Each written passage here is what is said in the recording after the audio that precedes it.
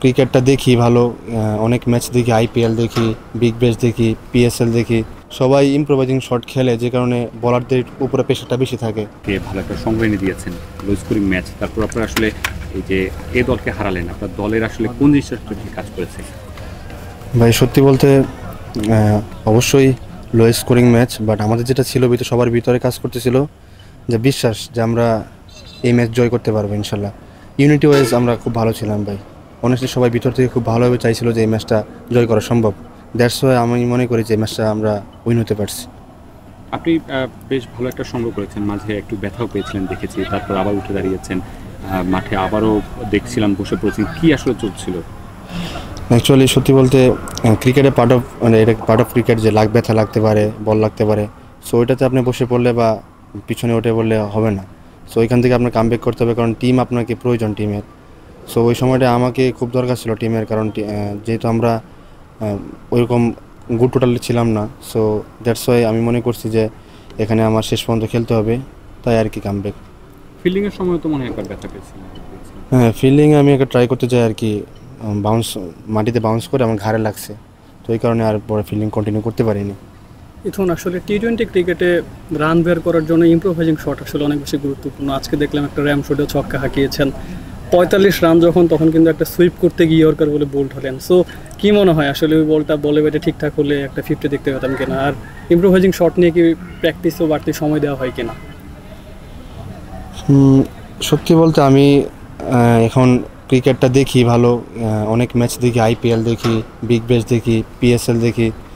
So প্লেয়ারদের যে জিনিসটা আমি নোটিস করছি লাস্ট বিগত কয়েকটা বছর, সবাই ইম্প্রোভাইজিং শট খেলে, যে কারণে বলারদের উপরে প্রেশারটা বেশি থাকে। সো ওই দিক থেকে আমি চেষ্টা করি যে কিছু ইম্প্রোভাইজিং শট খেলার যেন আমার গেমটা ইজি হয়। বাট এটা নিয়ে খুব বেশি প্র্যাকটিস করা হয় না, অনেস্টলি বলতে আমি প্র্যাকটিস করি নাই। জাস্ট মানে ফিল করি যে এই বলটা এখানে পড়লে খেলতে পারবো, জাস্ট ট্রাই করি আর কি। আল্লাহর রহমতে হয় আর কি, ইনশাল্লাহ সামনে চেষ্টা করি। 50 মিসের আক্ষেপটা কি আছে? ইয়র্কার বলে বোল্ড হয়ে গেলেন, আক্ষেপ আমি দেখলাম। আমি সত্যি বলতে আমি জানি না যে আমার কত রান তখন। আমি 2 ওভার বাকি ছিল, তার আমি চেষ্টা করছিলাম যে আমি যদি 2 ওভার খেলতে পারি, অবশ্যই যে আমাদের যে টিমের যে রানটা সবাই এক্সপেক্ট করতেছিল, সো ওইখানে দাঁড়াতে পারবো ইনশাল্লাহ। সো ট্রাই করছিলাম ওইটা। আমি আমার ব্যক্তিগত রানের দিকে তাকাই নাই, জাস্ট টার্গেট ছিল টিমের যেন একটা গোল টোটাল দিতে পারি, ওটা টার্গেট ছিল আর কি।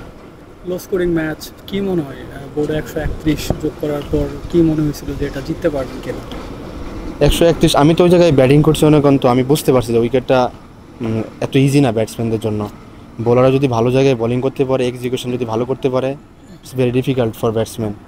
সো আমাদের সবার মধ্যে একটাই কথাই চলছিল, আমরা সবাই একটা কথাই বলছি যে যদি আমরা ভালো বোলিং করতে পারি ভালো জায়গায়, আর এক্সিকিউশনটা ভালো করতে পারি, ফিল্ডারে যদি সাপোর্ট করতে পারি, এই ম্যাচ জয় করা সম্ভব। আর সবার ভিতরে একটা, সত্যি বলতে একটা জয়ের যে একটা নেশা, ওইটা কাজ করছিল ভাই। আপনি দেখেন ফিল্ডিং ওয়াইজ, বোলিং ওয়াইজ, মানে দুর্দান্ত ভাই। এই মানে আজকের টিম এফোর্টটা এত সুন্দর ছিল, সবাই খুব হ্যাপি আলহামদুলিল্লাহ। এরকম টিম এফোর্ট থাকলে ইনশাল্লাহ সামনে ভালো কিছু হবে। আসলে আপনাকে একটা কথা শোনা যায় সবসময়, আপনি দলের দায়িত্ব নিতে পছন্দ করেন, আপনার হাতে ভালো স্ট্রোক আছে। এটা কি আসলে অধ্যবসায়ের কারণে, নাকি আপনি মানে ন্যাচারালি এরকম দায়িত্ব নিতে চান? দায়িত্ব নেন? সত্যি বলতে চেষ্টা করি যে, যেহেতু আমার ডাউনটা এরকম মিডল অর্ডার, সো ওই জায়গাটায় প্লেয়ারদের খেলা বড় করতে হয়, লাস্ট পর্যন্ত ব্যাটিং করতে হয়। এটা ম্যাচ খেলতে খেলতে, তারপর মানে সিচুয়েশনের সাথে পড়তে পড়তে এরকম অ্যাডাপ্ট হয়েছে আল্লাহর রহমতে। তো চেষ্টা করি, যেহেতু আমার একটা দায়িত্ব আছে টিমের প্রতি। সব শেষ, মানে সত্যি বলতে সব কথার শেষ কথা হলো আপনার টিমের প্রতি কতটা মানে উদার, আপনার টিম কী চায় আপনি ওটা দিতে পারছেন কিনা। সো ওই জায়গা থেকে আমার কাছে মনে হয় যে এটা আমার কাজ করে, যে টিমের জন্য খেলতে পারছি, টিমের জন্য ট্রাই করি ভালো কিছু করার।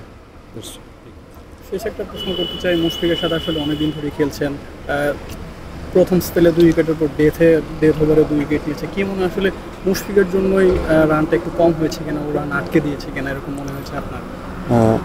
সত্যি বলতে ওর সাথে তো আমি অনেকদিন যাবত খেলছি।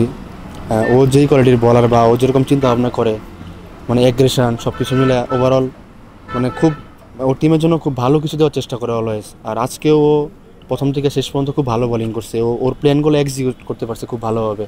আমার কাছে মনে হয় ওদের প্ল্যানিংটা খুব ভালো ছিল, আর ও ওইটা করতে পারছে প্রপারলি। দ্যাটস ওয়াই ও আজকে সাকসেস হয়েছে। Thank you so much. Thank you.